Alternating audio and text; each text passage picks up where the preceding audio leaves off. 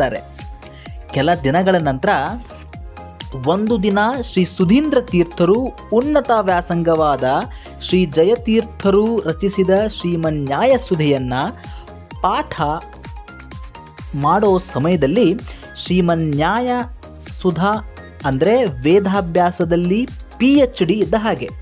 ಇದನ್ನು ಪಾಠ ಮಾಡೋ ಸಮಯದಲ್ಲಿ ಕ್ಲಿಷ್ಟವಾದ ವಿಷಯವನ್ನು ನಾಳೆ ಹೇಳ್ತೇನೆ ಎಂದು ಪಾಠವನ್ನು ಅಲ್ಲಿಗೆ ನಿಲ್ಲಿಸ್ತಾರೆ.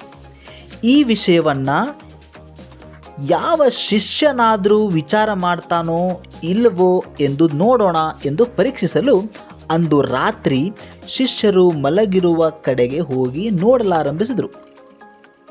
ಶಿಷ್ಯರೆಲ್ಲರೂ ಮಲಗಿಬಿಟ್ಟಿದ್ರು. ಆದರೆ ವೆಂಕಟನಾಥ ಮಾತ್ರ ರಾತ್ರಿ ಇಡೀ ಸಾಧನೆ ಮಾಡಿ ಬೂದಿಯ ಪಕ್ಕದಲ್ಲಿ ಚಳಿಯಲ್ಲಿ ನಡುಗುತ್ತಾ ಮಲಗಿದ್ದ. ಅದನ್ನು